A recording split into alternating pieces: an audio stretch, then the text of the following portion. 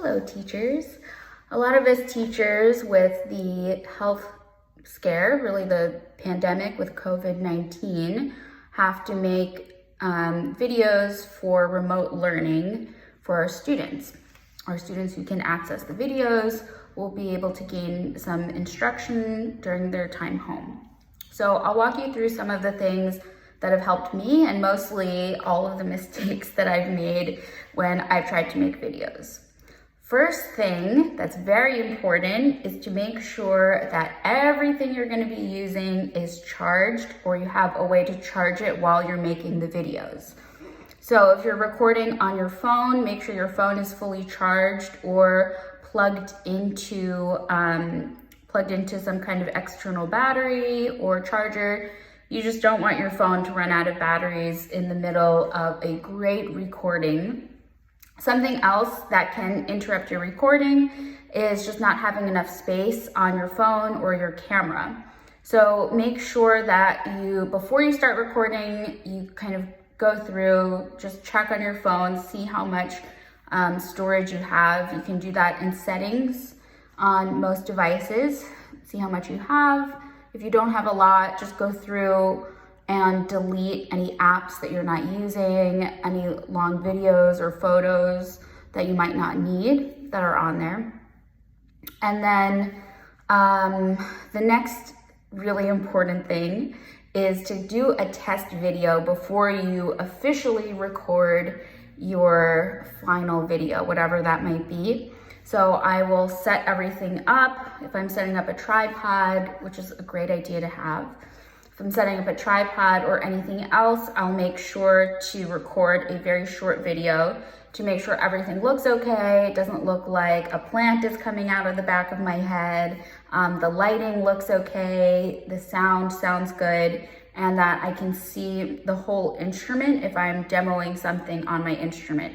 Earlier today, I also thought that I would write some things down on my iPad in lieu of having a whiteboard at home, but when I did my test video, I saw that it was too reflective and you couldn't actually see anything that was on the iPad. So I was really glad I did that test video before I recorded the whole thing. So at this point, you should have everything charged. Make sure you have enough space and do a test video before you start. So those are some things that will just help prevent wasting a lot of time or having your video interrupted.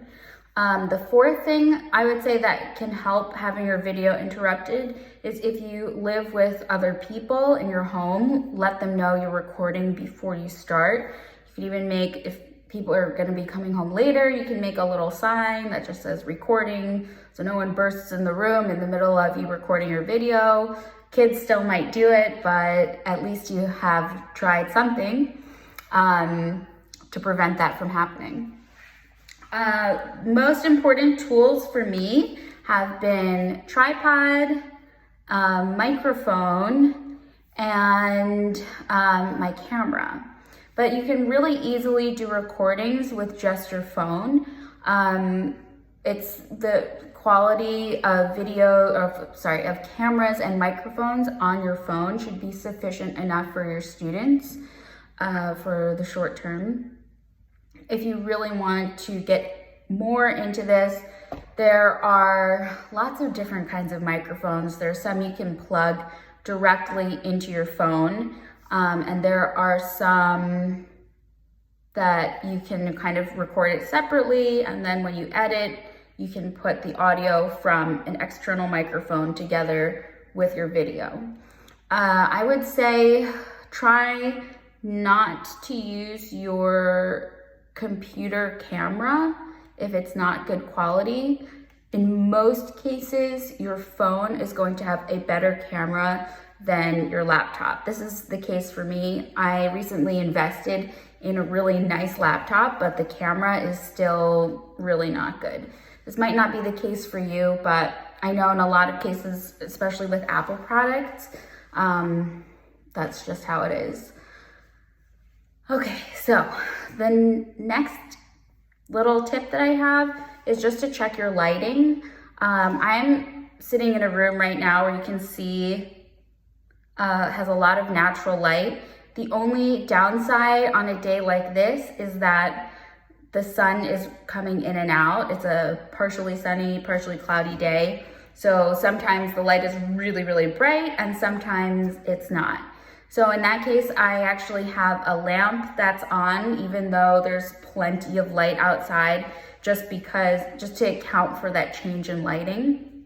If you're demoing something that your students really need to see, I definitely would suggest having multiple lights on if possible, just so it really comes across in the video. One thing I do to help with audio, if I don't have a microphone available for me, if I'm using a camera or another device to do the video recording and I want to get a better audio recording, I use the voice memo app that comes with my iPhone. If you have an Android phone or another kind of phone, most of them have some kind of built-in audio recording that you can use. So I will turn that on. I'll place it very close to myself and the instrument so you can hear me talking and you can hear the instrument playing. I'll turn that on, then I'll turn whatever I'm using to record video, I'll turn that on, and then I'll clap. And the reason I clap is because when I upload both of those files onto my computer, I'm gonna need to line them up so that you don't see my mouth moving, but the words coming later or the bow moving and it's not quite lined up. If you clap, you'll see a big spike in volume when you try to put those together later, and then it's really easy to line up those files. I'm sure there are many other troubleshooting errors that you might come across, and I'm always open. I am home for the foreseeable future. All of my performance things have been canceled, so I have plenty of time to answer questions if anybody has them. You can send me an email. My email is sashaono music@gmail.com, and best of luck to everybody.